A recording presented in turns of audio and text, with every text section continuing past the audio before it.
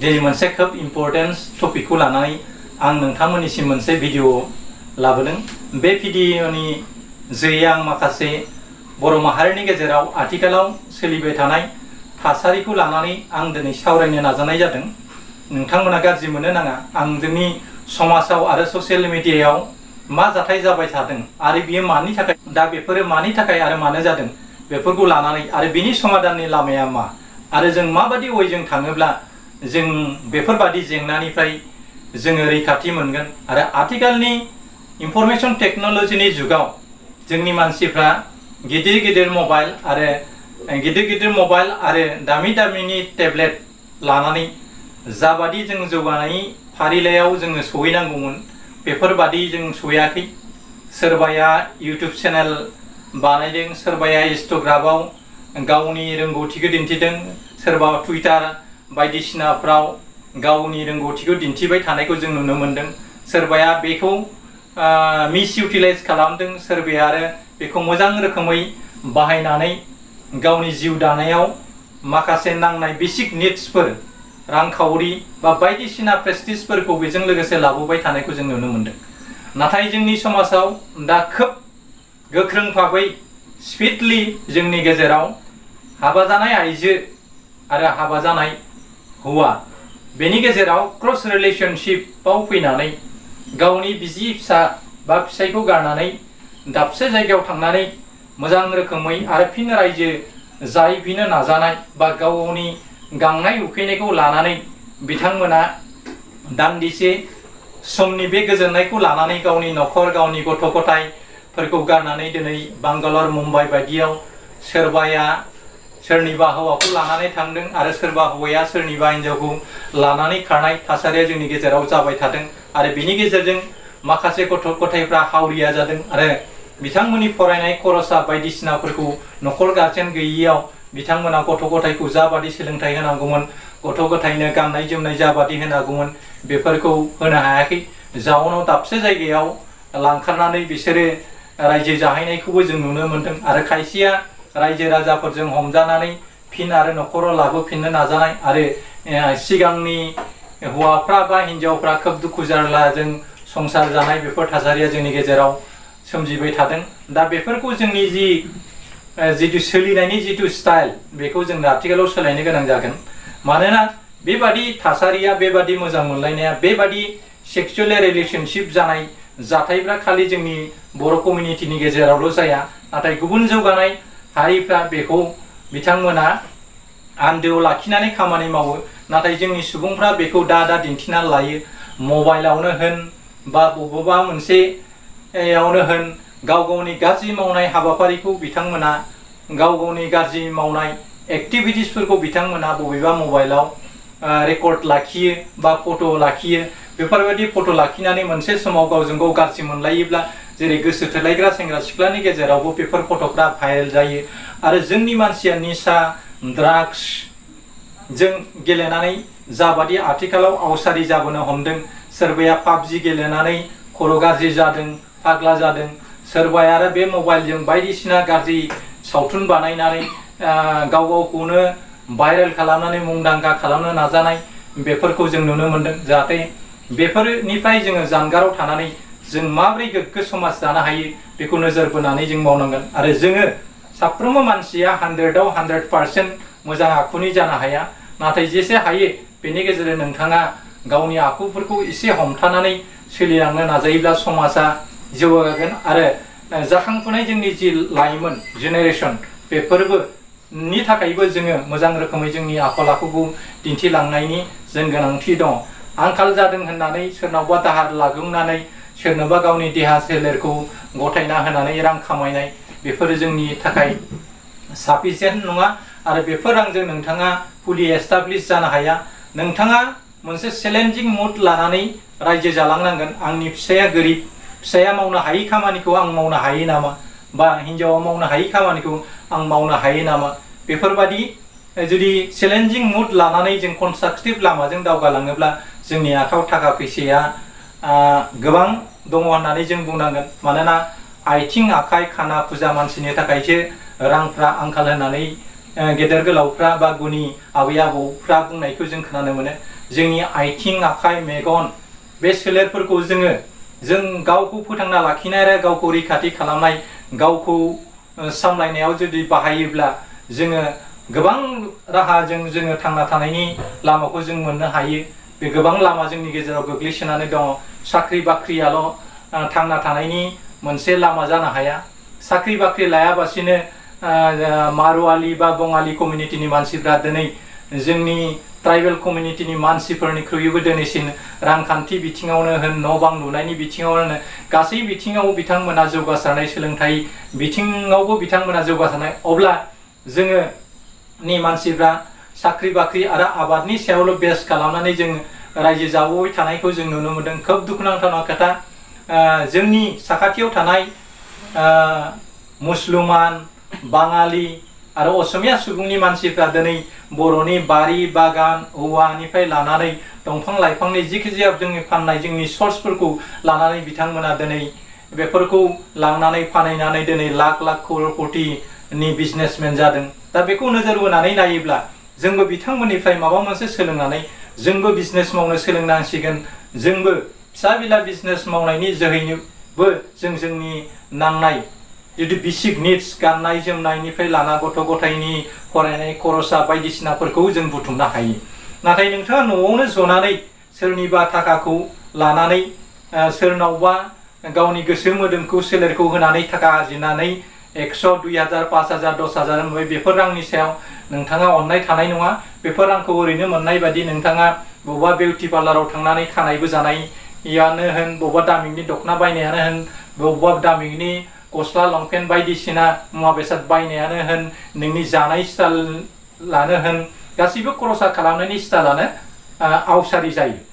जुदि नोंथाङा मावनानै मोननाय थाखाफोरखौ नोंथाङा खोब अननाय जेरै नोंथाङा गोलोमदैजों मोननाय रांफोरखौ खोब सानै सानै बाहायो नाथाय ओरैनो मोननाय रांफ्रा ओरैनो लाथिख'आवनो गोजावलांनाय बायदि।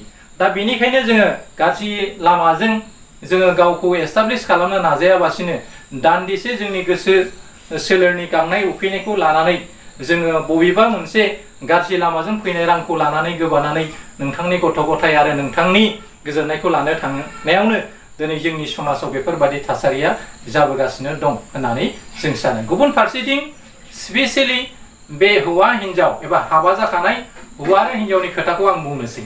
दा जोंनि मानसिफ्रा बांसिनानो गावनि गथ' गथायफोरखौ मिशन एबा एकाडेमियाव गोजौ सोलोंथाइ लानो थाखाय गावनि फिसाजोआनो होन गावनि फिसालायानो होन स्कुटि लानानै बिथांमोना गथ' गथायखौ दोनहैयो आरो बेबायदिनो बै न'खरनि हौवाफ्राबो गावनि गथ' गथायखौ बे मिशनाव बा एकाडेमियाव दोनफैनानै बेबायदिनो मबाइल नाम्बार लालायनानै सोरबा बिबाजै जानाय सोरबा बिब' जानाय बायदिसिना बेबायदि कन्टेक्ट नाम्बार लालायनानै उन बुब्लियाव बेबायदि रायलायदाव गोसो थोलायनाय मोनसे लाभ ग्रस जालायनानै मोनसे समाव गावनि न'खर संसारखौ बावलांनानै गुबुन दाबसे जायगायाव थांनानै रायजो जाहैनाय बा दोनखारलांनाय बेफोरबायदि थासारिया जायो। बेनिखायनो जोंनि मानसिफ्रा गथ' गथायखौ मिशनाव दोनहैनायनि जोहै गथ'खौ जोङो मोजां लामाजों मोजां सोलोंथाइयाव जौगाहोनो थाखाय जों गथ'खौ दोनहैयो। नाथाय जोंनि बिमा बिफाफ्रा मबाइलजों गोजोमनानै सोरबा हाबा जानाय हौवाजों बा सोरबा सेंग्राजों बा सोरबा हौवा गोनां आइजोजों रायज्लायनानै समखौ खाथायो आरो बेफोरबायदि सम खाथायनायनि जोहै सानफ्रोमबो एदावलायनाय बायदिसिनानि जोहै नोंथाङा जाय गथ'खौ अनसि लांनानै मिशनाव दोनहैदों आरो बे गथ'खौ मोनसे समाव doctor engineer IAS IPS ACS खालामनो थाखाय नोंथाङा बेसेबांबा बजा रुजुनानै बेफोर गथ'खौ दोनलांदों। बे बजा रुजुनानै लांनाय मानसिनि जिथु साननायफ्रा माबादि जानांगौ गोथौ जानांगोन गोबौ जानांगोन गिलिर लिरथाय गोनां आखुथाय जानांगोन अब्लासो नोंथांनि गथ'खौ नोंथाङा गोग्गो लामा दिन्थिनायाव बा गोग्गो लामाजों दैदेनलांना बे गथ'खौ अब्लासो नोंथाङा नोंथांनि गथ'खौ डक्टर इन्जिनियार IAS IPS खालामनो हागोन।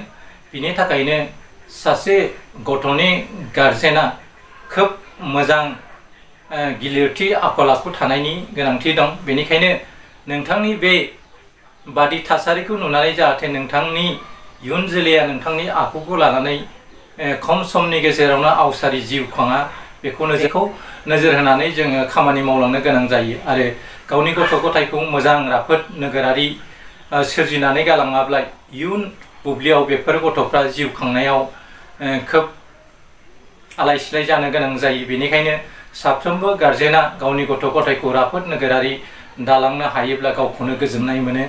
बे गोजौआव सावरायबोनायनि अनगायैबो आथिखालनि मुगाया जाबाय इनफरमेशन टेक्न'लजिनि मुगा। बे मुगायाव गोबां बिजोंनि जोहै मानसिया लाभग्रस्त जानो हायो, जेरैहाय फेसबुकनि जोहै, इंस्टाग्रामनि जोहै बा टुइटार बा इमेलनि जोहै गोबां बेफोरबायदिनो सोमोन्दो लाखिनायनि गेजेरजोंबो आथिखालनि मुगायाव दाबसे जायगानिफ्राय गुबुन दाबसेनि सिनायहायै सुबुंजोंबो आंगो सोमोन्दो लाखिनानै इन्टारनेटनि जोहै बा ससियेल मिडियानि जोहै जोङो गाव गावखौ सिनायथि लालायनो हायो आरो बेफोरनि गेजेरजोंबो जोंनि गेजेराव बैसो जानाय बैसो जायै गोबां सुबुंफ्रा लाभग्रस्त जानानै बेफोरबायदि बेबिसार आवसारि जानायखौ जों नुनो मोनदों।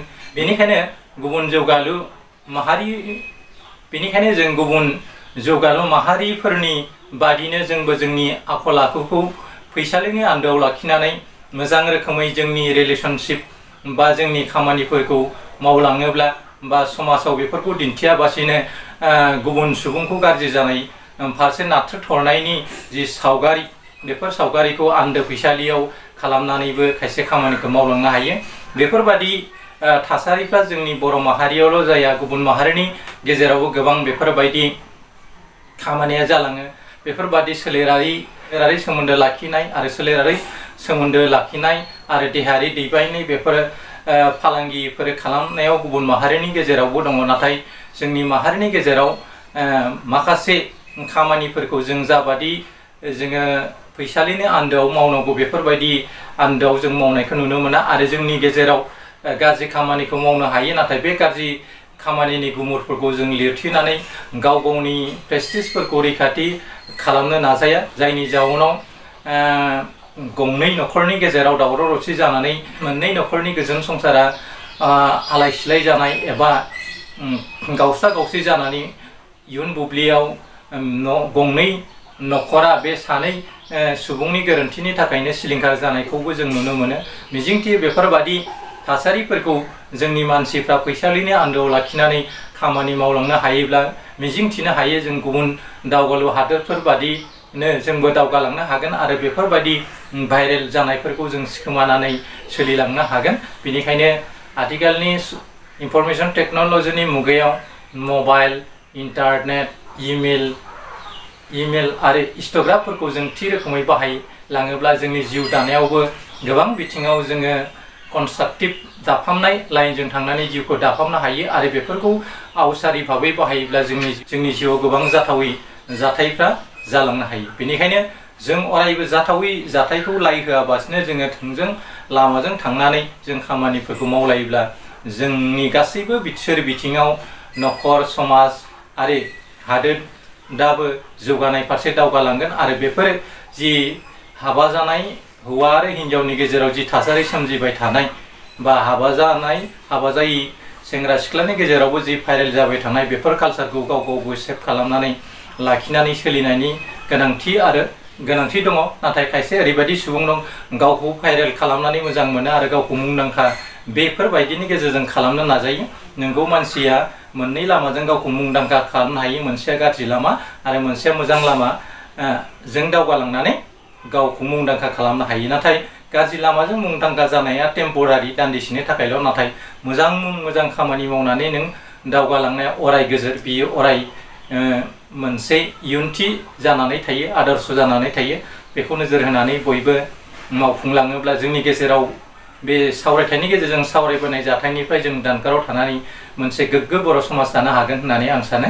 कन्टेन्टखौ आं दिनै बेखिनियावनो फोजोबनाय जाबाय आरो जोबथा बुब्लियाव जायफ्रा आंनि कन्टेन्टआव गोदान आरो दासिमबो आंनि चेनेलखौ JSP Advice 365 चेनेलखौ साबस्क्राइब खालामाखै बिथांमोनखौ साबस्क्राइब खालामनो थाखाय आं खावलायनाय थाबाय। लोगोसेयावनो बे भिडिअखौ बयबो मोननो हानाय बादि नोंथांनि लोगो लोब्बा आरो ग्रुपफोराव जेसे हायो शेयार खालामनानै होगोन होननानै मिजिंथिबाय। फिन नोंथांमोननिसिम आंनि गाहाम हामलायनायखौ बावहरफिननानै दिनैनि कन्टेन्टखौ आं बेखिनियावनो फोजोबनाय जाबाय। एसेनोसै, गोजोन्थों, खुलुमबाय, जै बर' हारि।